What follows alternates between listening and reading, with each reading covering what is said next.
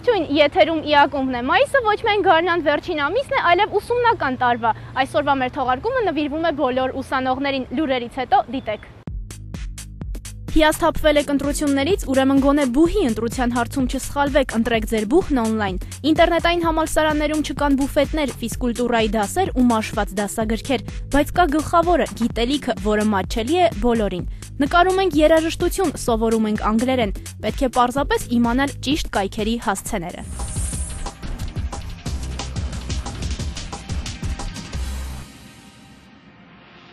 2011 թվականի 4-րդ եռամսյակում ամբողջ աշխարհում ինտերնետի միջին արագությունը նախորդ տարվա նույն ժամանակահատվածի համեմատ նվազել է 14%-ով, կազմելով 2.3 մեգաբիտ վայրկյան։ Ինչպես հաղորդում է Վեստի.ru-ն, վկայակոչելով ակամային 2011-ի վերջին ինտերնետի արագությունը նվազել է 93 երկրներում եւ ավելացել միայն 41 երկրներում։ Դեռևս անհայտ է, թե ինչը կարող էր նման նվազման պատճառ դառնալ։ Ընդհանուր առմամբ, եթե հաշվի առնենք ողջ տարվա ցուցանիշները, ինտերնետի միջին արագությունը 2011-ին աճել է 19%-ով։ Այդ ցուցանիշով առաջատարը Հարավային Կորեան է, որտեղ ինտերնետի արագությունն աճել է 19%-ով։ ԱՄՆ-ում այդ աճը կազմել է 14%, հաղորդում է News.am-ը։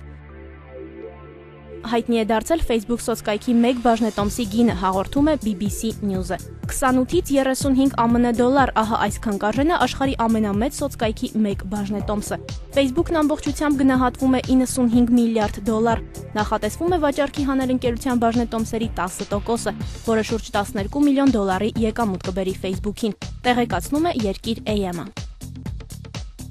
Բլոգների եւ սոցցանցերի միջազգային The Bob's The Best of Blogs մրցույթում լավագույնն է ճանաչվել իրանցի բլոգեր եւ լրագրող Արաշ Սիգարչիի բլոգը, տեղեկացնում է Lenta.ru-ն։ Սիգարչին 2005 թվականին դատապարտվել էր 14 տարվա ազատազրկման։ Իրանի իշխանություններին քննադատելու համար, սակայն 4 տարի անց ազատվել էր, քանի որ նրա մոտ քաղցկեղ էր հայտնաբերվել։ Իրանցի բլոգերն ապաստան էր գտել ԱՄՆ-ում, որտեղ էլ բացել էր իր ցավի շուրջ կոչվող բլոգը։ The Bob's մրցույթն անցկացվում է գերմանական The Dutch Welle 30 կողմից, սկսած 2004 թվականից, տեղեկանում ենք Երկիր AM-ից։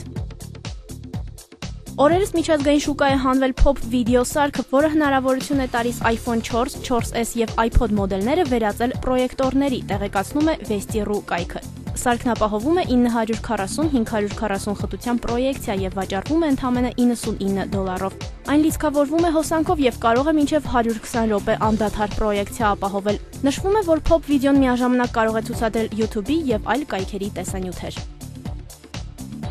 Թուրքիայում հայտնի Red Hack հաքերների խումբը կոտրել է այն ընկերությունների կայքերը, որոնց դպրոցների տարրական դասարաններին բաժանված անվճար 5 կաթից երեխաները թունավորվել են։ Թուրքական ռադիկալի փոխանցմամբ Red Hack-ը կոտրել է կաթ բաժանած ընկերությունների կայքերը, թողնելով հետևյալ գրությունը. «Մենք ձեր կայքը չենք կոտրել, դա ձեր երևակայության արդյունքն է»։ Նշենք, որ Թուրքիայում մեկնարկել էր դպրոցների 1-ից 5-րդ դասարանների աշակերտներին անվճար կաթ բաժանելու ծրագիր, որի առաջին օրը տարբեր դպրոցների հարյուրավոր աշակերտներ թունավորումներով հայտնվել էին հիվանդանոցներում, հաղորդում է News.am-ը։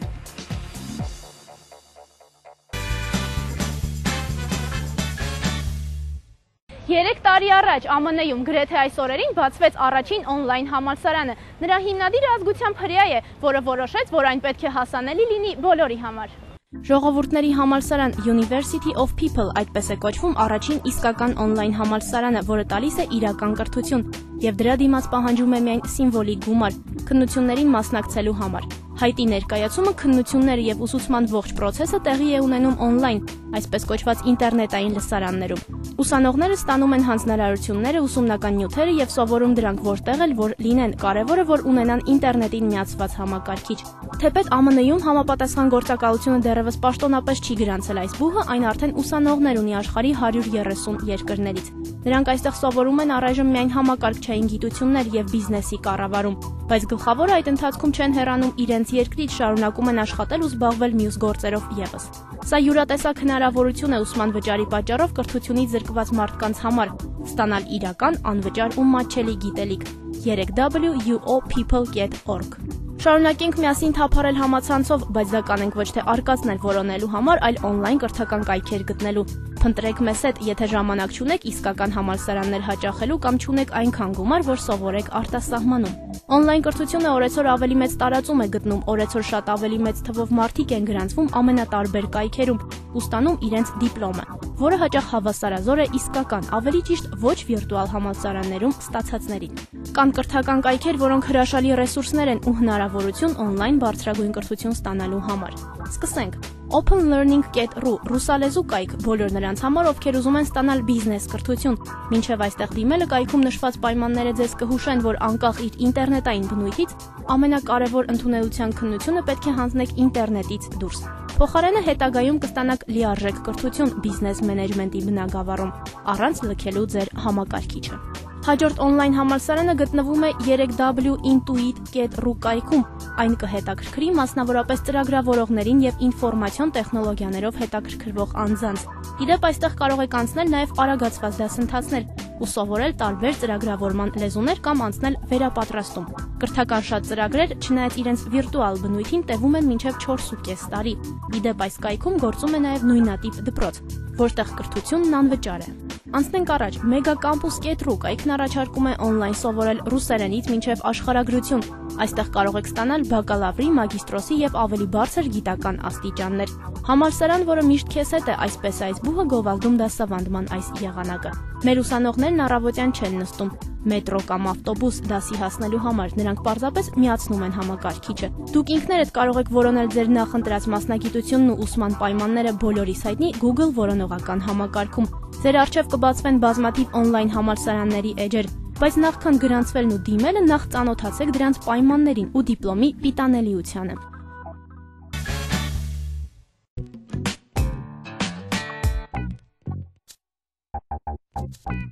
Իսկ այժմ գործնական խորհուրդներ բրիտանական խորհուրդ կազմակերպության կողմից բոլոր նրանց, ովքեր ունեն ինտերնետ եւ ուզում են անգլերեն սովորել։ Սիրում եք անգլերեն, բացահայտել եք ձեր մեջ ընդունակություն սովորելու այդ լեզուն, բայց չունեք համապատասխան ֆինանսներ, փոխարենը ունեք ինտերնետ, ուրեմն անցնենք գործի։ Այս օգտակար թեմայի շուրջ զրուցեցինք բրիտանական խորհուրդ կազմակերպության ներկայացուցչի հետ, ով մեծ սիրով կիսվեց մեզ հետ մի ինֆորմացիայով, որը կօգնի շատ շատերին սովորել անգլերեն անվճար օնլայն եղանակով։ Առաջին կայքը, որի մասին խոսեց բրիտանական խորհրդի անգլերեն ծրագրերի պատասխանատու Լիլիթ Բեքարյանը, learnenglish.britishcouncil.org կայքն է։ Կայքում գրանցվել անվճար է,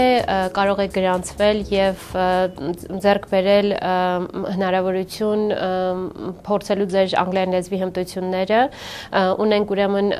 քերականության համար նախատեսված բաժին անգլերեն լեզվի բառապաշարի, IELTS քննությունը, որը բավականին հետաքրքրություն եւ հռչակ եւ այլում այսօր IELTS քննության համար նախապատրաստվելու նյութեր, ունկնդրմանը եւ ընթերցման հմտություններին նպաստող նյութեր։ Այժմ այս ամենի մասին ավելի մանրամասն, listen and watch, լսիր եւ դիտիր, շատ ավելի հեշտ է ընկալել լեզուն, երբ լսում ես այն եւ դիտում։ Այս բաժնում ձեզ առաջարկվում է այդ մեթոդը։ Grammar and vocabulary ներկայացնում է քերականություն ու բառարար, որտեղ արժե մի քիչ ավելի երկար ժամանակ անցկացնել։ Կա խաղերի եւ ժամանցի բաժին, բնականաբար անգլերեն լեզվով, ինչպես նաեւ business and work բաժին, որտեղ կարող եք գտնել պիտանի նյութեր ձեր բիզնեսի համար։ Իսկ ահա IELTS բաժինը հատուկ այս թեստը հանձնողների համար է։ Լիլիթը խոսեց կայքի մի հետաքրքիր բաժնի մասին եւս։ Կայքի գրավիչ առանձնահատկություններից մեկն այն է, որ այստեղ օգտագործողները կարող են շփվել միմյանց հետ, այսինքն կարող են կարդալ որևէ պատմված կամ անել ինչ-որ վարժություն, այնուհետև անընդհատ փոխադարձ կապի մեջ լինել թե կայքը մշակողների, ադմինիստրատորների, թե այլ օգտագործողների հետ, այսինքն նաև նպաստում է հաղորդակցական հմտությունների զարգացմանը որոշ առումով։ Այժմ խոսենք մեկ այլ կայքի մասին, որը նախատեսված է փոքրիկների համար։ Եթե դուք արդեն իսկ երջանիկ մայրիկ եք, ապա learnenglishkids.britishcouncil.org կայքը ձեր եւ ձեր փոքրիկի համար է։ Վառ գույներ, խաղեր ու ուսուցում, այդ ամենը բնականաբար մատչելի անգլերենով։ Նախատեսված է հիմնականում 5-ից 12 տարեկան երեխաների համար եւ երեխաներին սովորեցնում է անգլերեն զվարճալի պատմությունների, մուլտիպլիկացիոն կինոնկարների, նկարելու, խաղերի օգնությամբ։ Իդեպ կայքը բաղկացած է երկու բաժնից։ Կայքում ունենք երկու բաժին, մեկը նախատեսված է այն փոքրիկների համար, որոնք արդեն կարիքը չեն զգում իրենց ծնողների ուղղորդման կայքը օգտագործել, իսկ մյուսը նախատեսված է ծնողների համար։ Այն օգնում է իրենց բազում խորհուրդներով, աջակցություն է ցույց տալիս, թե ինչպես ավելի արդյունավետ օգտագործեն կայքը։ Հաջորդ կայքը նախատեսված է տարիքային ավելի բարձր խմբի, դեռահասների համար։ Անգլերենում հիմա տարբերակում են teenager եւ teenager հասկացությունը։ Teenager-ը դա 12-ից 14 տարեկան տարեկան դեռահասներն, իսկ թինեյջերը, ինչպես գիտենք, արդեն 14-ից մինչև 19 տարեկան դեռահասները նախատեսված է հիմնականում այդ տարիքային խմբի համար։ Կայքի համար մեկ առանձնահատկությունն է։ Կայքի առանձնահատկություններից մեկն այն է, որ ինքը ստուգում է տարիք, այսինքն եթե տեսնում է, որ դու չես համապատասխանում 12-ի, այսինքն դու 13 տարեկանից բարձր չես եւ չես համապատասխանում այդ տարիքային խմբին, դու չես կարող գրանցվել կայքում։ Իհարկե կարող ես տեսնել, թե ինչ նյութեր կան եւ այլն, բայց եթե թինեյջեր չես, դեռահաս չես կարող գրանցվել։ Իդեպ դեռահասները կարող են այս կայքը բեռնել իրենց հեռախոս ու այդպես սովորել անգլերեն։ Անպայման չէ, այսինքն նստեք համակարգչի մոտ եւ կատարեք այս կամ այն առաջադրանք, կարող եք ունենալ այն ձեր հեռախոսի մեջ եւ ժամանակ առ ժամանակ օգտագործել։ Այս կայքն ունի նաև on-line ամսագիր եւ ֆորումի մասնակցելու հնարավորություն։ Եվ վերջինը, բայց ոչ պակաս օգտակար եւ հետաքրքիր ռեսուրս է հանդիսանում դասավանդողների համար նախատեսված teachingenglish.org.uk կայքը։ Կարծում եմ բավականին հետաքրքիր եւ օգտակար է հատկապես մեր անգլերեն լեզուն դասավանդողների համար։ Գիտեք, որ անգլերեն լեզվի ուսուցիչները այսօր ինչքան բազմազբաղ են, փորձում են համատեղել թե մասնավոր դաս պարապմունքները, թե դպրոցի կամ այլ ուսումնական հաստատությունում դասերը եւ իրենց ինչքան օգտակար կլինեն այսպես կոչված պատրաստի դասապլանները, այսինքն այստեղ ուսուցիչը կարող է գտնել ցանկացած տեսակի նյութ, դիդակտիկ նյութ, ցանկացած տեսակի դասապլան, որին հետևելով ինքը կարող է մտնել լսարան եւ ուղղակի անցկացնել դասը։ Այնպես որ պետք չէ շատ հեռու գնալ ու ծախսել մեծ գումարներ անգլերեն սովորելու համար on-line դասերն ու առաջադրանքները հենց ձեր կողքին են, ձեր տանը, ձեր անձնական համակարգչում։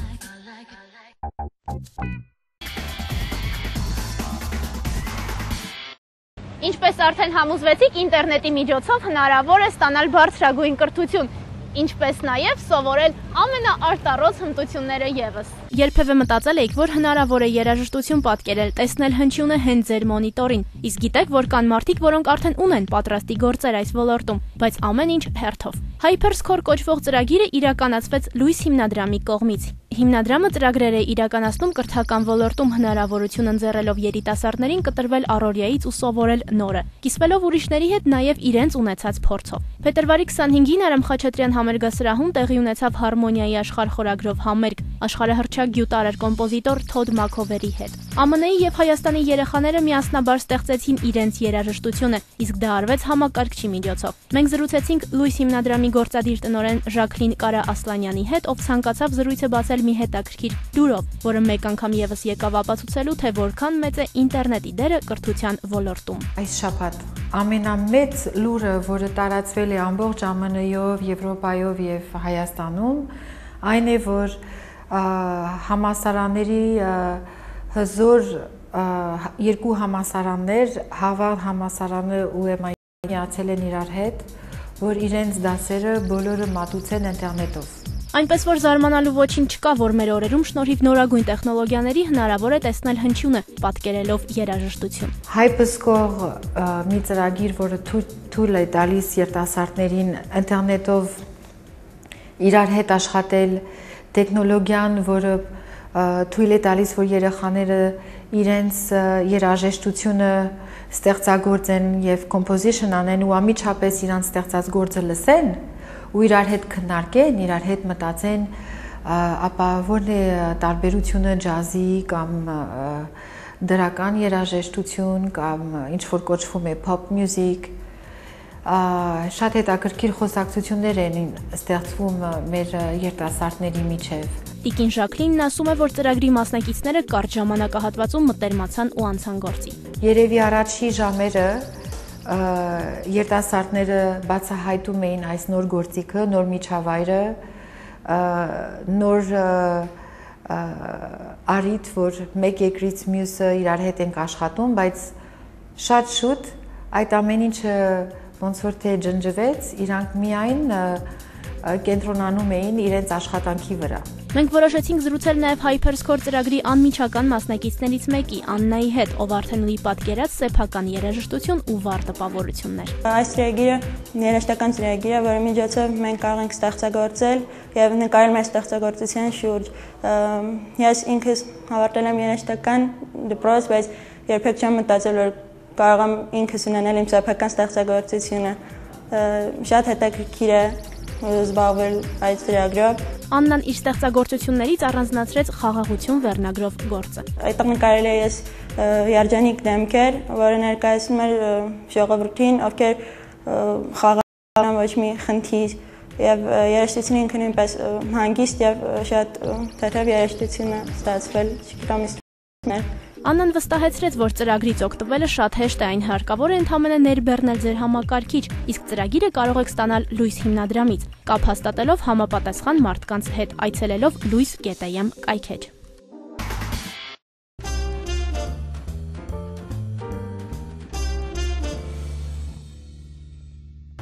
21-րդ դարի համալսարանը պարտավոր է ուսանողին ընդունել հարմարավետ, մաքուր սարքավորված լսարաններում, իսկ ինտերնետային այցելուին նույնքան հարմարավետ ինտերնետային կայքեջում։ Այդպես է արդյոք հայկական բուհերի պարագայում։ Ֆիլմերում ու հոլովակներում երբեմն տեսնում ենք եվրոպական բուհեր, որտեղ սովորելն իսկական երազանք է։ Ամեն ինչ արված է ուսանողին իր ուսումնական ընթացքին իրազեկ դարձնելու համար։ Ֆրանսիական համալսարանը եւս ընտրել է այս սկզբունքը։ Այս ամենը արտացոլվել է նաեւ կայքի վրա։ Կայքի ընձեռած հնարավորությունները հետևյալն են։ Որպես համալսարան մեր կայքը ունի շատ մի քանի կարևոր բաղադրիչներ, մասնավորապես մենք պարտավոր ենք ներկայացնել ուրեմն ընդունության պայմանները 4 տարվա ընթացքում ինչ ենք առաջարկում ուսանողներին, այսինքն ծրագրերը, ընդունության կարգը, ինչպես նաև դասախոսների մասին տվյալ։ Սա կայքի պաշտոնական երեսն է։ Կայքն ունի նաև մի հնարավորություն, որն առանձնացնում է մնացած կրթական ու բուհական կայքերից։ Ինֆորմացիան հասանելի է երկու մակարդակով՝ արտաքին եւ ներքին։ Ներքինը նախատեսված է ներքին սպառման աշխատողների եւ ուսանողների համար, այսինքն ինտրանետը եւ ինտերնետը ավելի հասանելի է լայն հասարակության համար։ Կայքը շուտով կվերագործարկվի արդեն նոր հնարավորություններով, կդառնա ավելի ժամանակակից ու ինտերակտիվ։ Բնականաբար նմանատիպ համակարգ ունենալը խաղապար չէ, պետք է լուծել մի շարք խնդիրներ։ Այսօրվա պայմաններում ցանկացած լուրջ հաստատություն պետք է այս համակարգը ունենա։ Բնականաբար սա թանկարժեք է կենտրոնացված սպասարկում, ծրագրային ապահովում, անվտանգություն եւ այլն, բայց ուղղակի անխուսափելի է սա։ Իդեպ նոր կայքի պլանների մասին։ Սեպտեմբերից կլինի արդեն ըստ մասնագիտությունների կայքը, ենթադրենք մարքեթինգի գծով բակալավրիատ։ Այնտեղ կլինի բակալավրիատի նպատակը, աշխատանքային հեռանկարները, այնուհետև ծրագիրը մանրամասն։ Ծրագիրի հետևում ավելի առարկայական ծրագիրի բացված տեսքով, ինչ գիտելիքներ, ունակություններ, հմտություններ են զարգացնելու տվյալ առարկան դասավանդելուց, այնուհետև ով է դասավանդելու առարկան։ Կայքի բաժիններից մեկը կհետաքրքրի թերևս ոչ միայն ֆրանսիական համալսարանի ուսանողներին։ Էջի հենց կենտրոնում տեղադրված է հայտարարություններ բաժինը։ Ընդունելություն, մշակութային հաղորդակցություն, տուրիզմ եւ մենեջմենտ մագիստրատուրայում հայտարարությունը կա, ունենք աշխատանքի օտար լեզուների ամբիոնի վարիչի ուրեմն թափուր աշխատատեղի հայտարարություն, այնուհետև նախապատրաստական բաժնի ընդունության մասին, իսկ մի քիչ ավելի ներքև վերջին իրադարձությունների մասին համալսարանի կյանքում։ Իդեպ, եթե հետաքրքրված եք արտասահմանում ուսումը շարունակելու մտքով, ապա ֆրանսիական համալսարանի կայքում հենց հայտարարություններ բաժնում շատ հաճախ տեղադրվում են կրթաթոշակների դիմելու հայտեր։ Միգուցե հենց այս կայքի միջոցով կատարվի արտասահմանյան բուհում սովորելու ձեր եվրոպական երազանքը։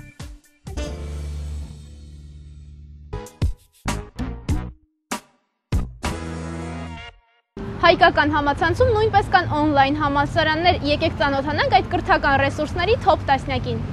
Գիտելիքն այսօր այնքան էլ պահանջարկ չունի պնդմանն ի հակառակ հայկական ինտերնետ տիրույթում կրթական կայքերը բազմաթիվ են, հաճախելիությունն էլ հիմնականում բարձր։ Միայն հայկական կայքերի Circle AM ռեյտինգային կայքի կրթություն եւ գիտություն բաժնում մոտ 200 անուն կա։ Այս ցանկում կարելի է գտնել պարզապես օգտակար, իսկ երբեմն էլ հաճելի անակնկալ մատուցող մի շարք կայքեր։ Օրինակ Իջևան քաղաքի ավագ դպրոցն ունի սեփական կայք, որը շատ ակտիվ տեղադրում է դպրոցի հետ կապված նորություններ։ Կան դպրոցներ, որոնք կայք չունեն։ Փոխարենը դպրոցի դասարաններից մեկը հատուկ բլոգ ունի։ Օրինակ 186 դպրոցի 4-ի A դասարանի անչափ հետաքրքիր բլոգը։ Circle AM-ի տվյալներով կրթություն եւ գիտություն բաժնում ամենաշատ հաճախումներ ունենում է Մխիթար Սեբաստացի կրթահամալիրը։ Այս կայքի մասին էլի ենք խոսել։ Եթե ձեզ հետաքրքրում են կրթահամալիրի ուսումնական մեթոդները, աշակերտների պատրաստած հոլովակներն ու նյութերը, ինչպես նաև կրթական մշակութային գիտական ոլորտի տեղեկությունները, ուրեմն այցելեք MS-KHAM,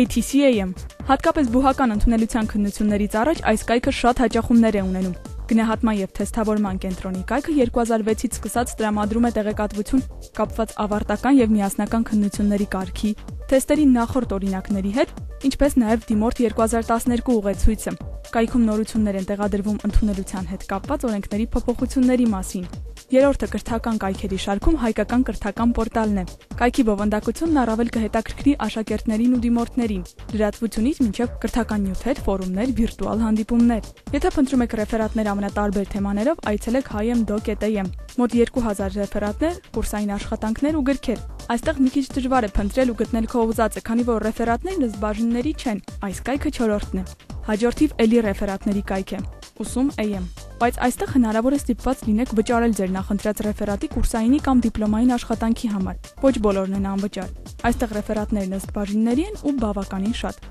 6-րդում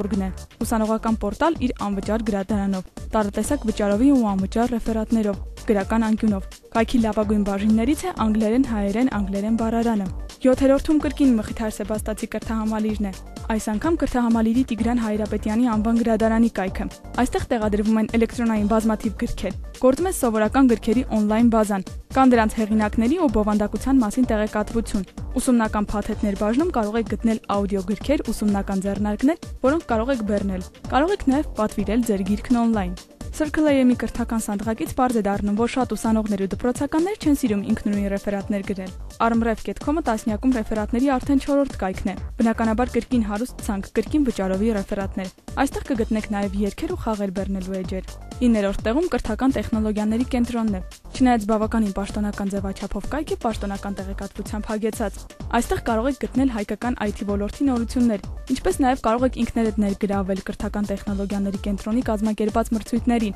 որոնց մասին կարող եք տեղեկանալ կտակ.am կայքից։ Իսկ ահա Հայաստանի խոշորագույն բուհի Երևանի պետական համալսարանի պաշտոնական կայքն այս աղյուսակում 10-րդն է։ Չնայած իր տեխնիկական հագեցվածությամբ լավագույններից մեկն է։ Կայքն ունի բազմաթիվ ենթաբաժիններ։ Ամեն ֆակուլտետ ունի իր ենթակայքը, որտեղ մանրամասն ներկայացված է ֆակուլտետի ծրագիրը, դասախոսական կազմն ու առաքելությունը։ Կայքն ամեն օր թարմացվում է, քանի որ տեղադրվում են պրոֆեսորադասախոսական կազմի նոր հոդվածները, գրքերը, ինչպես նաև բուհական իրադարձությունները։ Կայքը համալրվել է լավագույն տարածաշրջանային բուհերի կայքի մրցույթում։ Վերջում հիշեցնենք, որ այս սանդղակը ներկայացնում ենք ըստ Circle AM-ի ռեյթինգի, վերջին մեկ ամսվա տվյալներով։ Դրանք ամեն օր կարող են փոխվել ի տարբերություն այն գիտելիքի ու տեղեկատվության, որը կգտնեք կրթական կայքերում։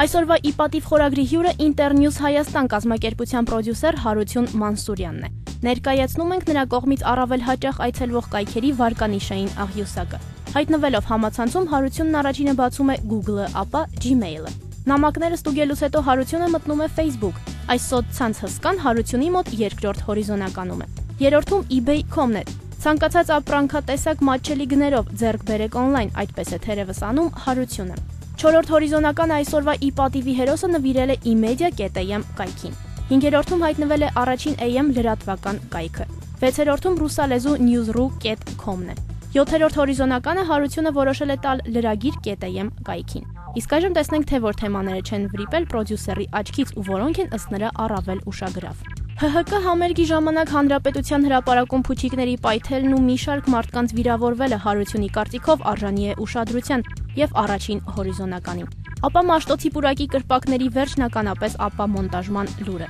Հարությունն անդրադարձել է նաեւ սպորտին, Չելսին գավաթակիր, Ռեալը չեմպիոն։ 4-րդ հորիզոնականում դիրքավորվել են Աշոտյանն ու Զոլյանը ու նրանց միջև ծագած հակասությունը։ Եվ հնգյակը եզրափակում են խորհրդարանական ընտրություններն ու դրանց շուրջ ծավալված իրադարձությունները։